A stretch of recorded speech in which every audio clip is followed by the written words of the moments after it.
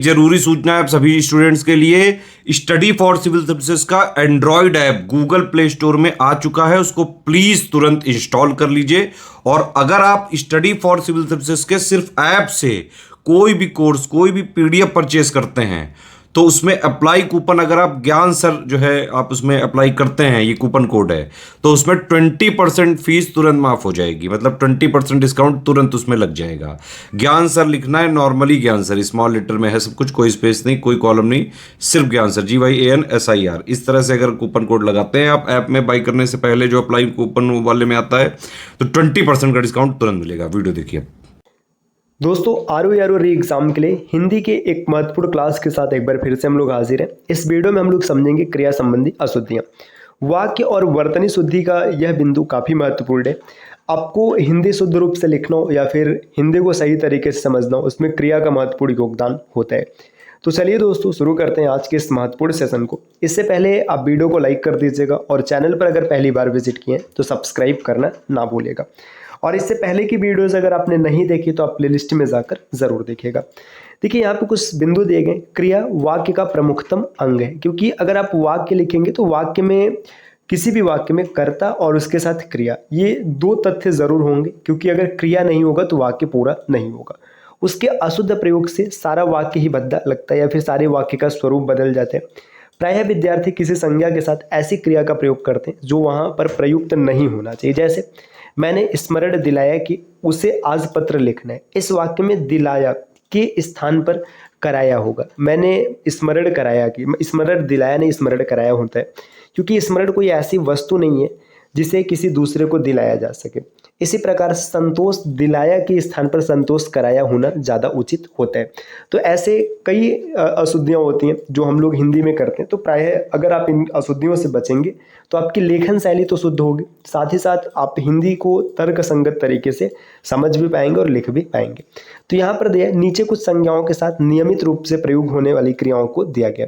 देखिए ये कुछ क्रियाएं लिखी गई हैं जो हमेशा इनके साथ प्रयोग है। जैसे वायु चलती है। अब कई बार ऐसे बोला जाता है वायु बहती है, तो बहती है नहीं कहेंगे, वायु चलती है। राग बजाया जाता है, ये शुद्ध होगा। शराब ढाली जाती है, ये हो जाएगा। मुकदमा चलाया जाता है। अब मुकदमा किया गया है, ये बोलेंगे तो अशुद्ध हो जाएगा। मुकदमा चलाया जाता है। युद्ध किया जाता है। देखिए ऐसा लिखा रहता है कई बार युद्ध हो रहा है तो अशुद्ध है। कष्ट भोगा जाता है। कष्ट मिलना नहीं, कष्ट भोगना। सूली पर चढ़ाया जाता है। तूफान आता है। गीत गाया जाता है। भांग छानी जाती है। अभियोग लगाया जाता है। लड़ाई लड़ी जाती है। तकलीफ उठाई जाती है और फांसी पर लटकाया जाता है। तो ये क्रिया मुख्य रूप से इन्हीं शब्दों के साथ, जैसे यहाँ पे भांग है, अभियोग है, लड़ाई है, तकलीफ है, फांसी है, तो ये जो संज्ञाएं दी गई हैं इनके साथ इसी प्रकार की क्रिया का प्रयोग किया जाता है। ये आपको शुद्ध रूप से दिमाग में धंसा होना चाहिए। यदि एक वाक्य में कई क्रियाएं हो तो उनके काल आदि में संगति का ध्यान रखना चाहिए। एक ही वाक्य में विभिन्न कालों की क्रियाओं का प्रयोग अशुद्ध होता है। जैसे जिसे अपने कुल की मर्यादा का तनिक भी ध्यान नहीं है वह ऐसा निंदित कर्म नहीं करेगा। देखिए इस वाक्य में वर्तमान काल की तथा भविष्य काल की क्रियाएं शामिल है। देखिए यहाँ पे दिया ना, जिसे अपने मर्यादा कुल का तनिक भी ध्यान नहीं है, ये वर्तमान काल है।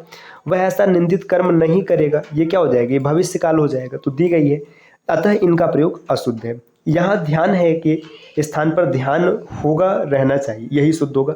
अथवा नहीं करेगा स्थान पर नहीं करना चाहेगा होना चाहिए। मतलब इसमें दो तरीके से शुद्ध किया जा सकता है। या तो आप भविष्य को वर्तमान में कर लीजिए या वर्तमान को भविष्य में कर लीजिए। इसी प्रकार भोजन दीजिए, देर न करें। गाड़ी तो नहीं तो गाड़ी निकल नहीं मिलेगी। इस वाक्य में करे के स्थान पर कीजिए होना चाहिए, यही ज़्यादा शुद्ध होगा। देखिए अब यहाँ पर कुछ एक उदाहरण दिए गए जिनमें क्रिया संबंधी अशुद्ध है। जैसे आप हस्ताक्षर बना दे, तो हस्ताक्षर बनाया नहीं जाता है, हस्ताक्षर किया जाता है। आप हस्ताक्षर कर दें, ये शुद्ध होगा। आगे दिए युद्ध लड़ा जा रहा है। आपने अभी पीछे देखा युद्ध का होना, तो इसका शुद्ध रूप हो जाएगा युद्ध हो रहा है। भगवान राम ने संकल्प लिया, संकल्प लिया नहीं संकल्प किया कहना ज़्यादा शुद्ध हो जाएगा। तो भगवान राम ने संकल्प किया। आगे आपको दवा लेना चाहिए, दवा लेना नहीं दवा लेनी चाहिए, ये ज़्यादा शुद्ध हो जाएगा। तुम्हें स्मरण दिलाना चाहिए, स्मरण कराना। आपने जस्ट पीछे देखा, अभी एग्जाम्पल दिया गया था, तो तुम्हें स्मरण कराना चाहिए, ये शुद्ध होगा। आप विचार कीजिए, कीजिए नहीं आप विचार करें, ये शुद्ध हो जाएगा। इस वस्तु का मूल्य नापा या तौला नहीं जा सकता है। तो मूल्य का अंकन किया जाता है, न कि उसका नापना और तोड़ना होता है। तो इस मूल्य को आंका नहीं जा सकता। तुम अपने मत का स्पष्टीकरण करो। मत यहाँ पर हो जाएगा तुम अपने मत को स्पष्ट करो, न कि स्पष्टीकरण। इसकी व्यवस्था की जाने वाली, तो इसकी व्यवस्था की जाने वाली है, ज़्यादा शुद्ध होगा, इसकी व्यवस्था होगी। दोस्तों अगर आप टीम के पेड कोर्सेज से जुड़ना चाहते हैं पीसीएस या फिर किसी अन्य एग्जाम के कंप्लीट प्रिपरेशन के लिए, तो स्क्रीन पे दिख रहे किसी भी नंबर पे आप कॉल या व्हाट्सएप करके जानकारी ले सकते हैं। ये ज्ञान सर का व्हाट्सएप नंबर है, आप यहाँ से व्हाट्सएप के माध्यम से भी जानकारी प्राप्त कर सकते हैं। बढ़ते हैं आगे, यहाँ पर कुछ और उदाहरण दिए गए, जैसे क्रिया के वचन संबंधी अशुद्धियाँ। जब कर्ता के साथ ने का प्रयोग नहीं होता है तब क्रिया का वचन कर्ता के अनुसार होता है। देखिए अगर कर्ता के साथ ने नहीं लगा है तो फिर जो भी इसमें क्रिया का वचन होगा वो कर्ता के अनुसार होगा। जैसे लड़का रामायण पढ़ता है, देखिए एक वचन है तो यहाँ पर भी एक वचन है। लड़के रामायण पढ़ते हैं, ये बहुवचन हो गया तो यहाँ पर भी बहुवचन हो जाएगा।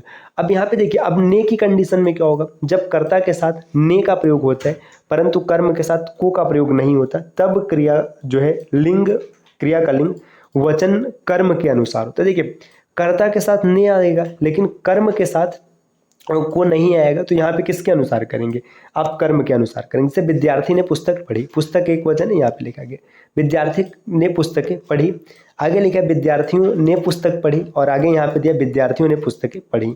इस प्रकार से आगे जब कर्ता के साथ ने और कर्म के साथ को का प्रयोग होता है तब क्रियाएं पुल्लिंग एक वचन होती है। जैसे लड़के ने फल को खाया, लड़के ने फलों को खाया, लड़कों ने फल को खाया और लड़कों ने फलों को खाया। तो यहाँ पे आप देख सकते हैं जो ये क्रिया दिया गया है यह हमेशा एक वचन में रहेगा। आगे यहाँ पे देखिए कुछ और दिया, क्रिया के लिंग संबंधी अशुद्धियाँ। अब लिंग संबंधी किस प्रकार से अशुद्धि होती है, जब कर्ता के साथ ने चिन्ह का प्रयोग नहीं होता है तब क्रिया का लिंग वचन कर्ता के अनुसार होता है। लिंग वचन किसके अनुसार रहेगा, कर्ता के अनुसार। जैसे संध्या नृत्य करती है, शीला नृत्य करती है, ये है। जब कर्ता के साथ ने चिन्ह का प्रयोग होता है और कर्म के साथ को का प्रयोग नहीं होता है तब क्रिया का लिंग वचन कर्म के अनुसार होगा। ये हम लोगों ने पीछे भी अभी देखा है। जब कर्ता के साथ ने का प्रयोग होता है और कर्म के साथ को का, तब क्रिया हमेशा पुल्लिंग, जो क्रिया है पुल्लिंग और एक वचन में होती है। तो यहाँ पे ये उदाहरण दिए गए। इसी प्रकार कुछ अव्यय संबंधी अशुद्धियाँ है ना, तो अव्यय संबंधी अशुद्धियाँ आप यहाँ पर देख सकते हैं। इन अव्यय के देखिए यहाँ पे दिया है केवल, मात्र, भर, ही। इन अव्ययों के अर्थों में बहुत कुछ समानता होती है, अतः इनमें से किसी दो शब्दों का प्रयोग नहीं करना चाहिए। उदाहरणतः उसे केवल 10 रुपए ही पाकर संतोष कर ले। देखिए 10 यहाँ पे केवल भी है और ही भी है, तो दोनों में से कोई एक ही रहेगा। उसे केवल, देखिए केवल वचन मात्र में क्या दरिद्रता, देखिए केवल और मात्र दोनों आ गया तो यहाँ पे ये थोड़ा सा अशुद्ध हो जाएगा। अब देखिए आगे यहाँ पे दिया दोनों वाक्य अशुद्ध है, इनके स्थान पर देखिए उसे 10 रुपए ही पाकर संतोष कर लिया, केवल यहाँ से हटा दिया गया। वचन मात्र में क्या दरिद्रता है, देखिए केवल यहाँ से हटा दिया गया, ये शुद्ध कर दिया गया। ये शब्द किसी बात अथवा व्यक्ति पर जोर देने के लिए प्रयुक्त होते हैं, अतः इनका प्रयोग किसी ऐसे शब्द के साथ नहीं होता जो पहले से ही किसी बात अथवा व्यक्ति पर जोर दे रहे हैं। जैसे देखिए मैं अवश्य ही जाऊंगा, अब यहाँ पे देखिए ये अवश्य पहले से ही जोर दे रहा है तो यहाँ से आप ही को हटा देंगे। सीता अत्यंत ही सुंदर है, अब अत्यंत पहले से जोर दे रहा है तो यहाँ से ही को आप हटाएंगे।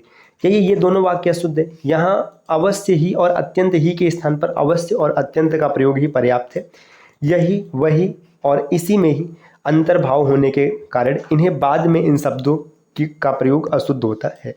उदाहरण जैसे यहाँ पे दिया केवल यही बात ठीक है। अब देखिए यहाँ पे केवल यही बात है तो यहाँ पे यही आ गया तो इस कारण केवल का प्रयोग नहीं करेंगे। इस वाक्य में केवल का प्रयोग अशुद्ध है, आप सिर्फ लिखेंगे यही बात ठीक है।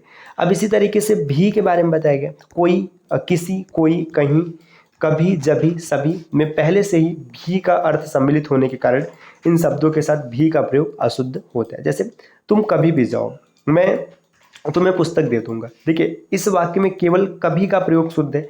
इस प्रकार जितना भी, कितना भी के स्थान पर चाहे जितना, चाहे कितना का प्रयोग शुद्ध है। आगे दिया एक और उदाहरण को समझिए, जैसे मैं बिल्कुल भी नहीं जानता कि वह कहाँ गया। देखिए यहाँ पे बिल्कुल आ गया तो यहाँ पे भी का प्रयोग नहीं करेंगे। मैं बिल्कुल नहीं जानता कि वह कहाँ गया, यही शुद्ध होगा। आगे दिया संधि संबंधी अशुद्धियाँ, तो संधि संबंधी अशुद्धियाँ यहाँ पे अशुद्ध और शुद्ध रूप दिए गए, मतलब किस प्रकार से संधि करने पे शब्द में परिवर्तन हो जाता है। तो इसके बारे में हम लोग अगली क्लास में देखेंगे और महत्वपूर्ण शब्दों को समझेंगे। तो ये छोटी सी क्लास रही, क्लास आपको कैसी लगी कमेंट करके ज़रूर बताइएगा।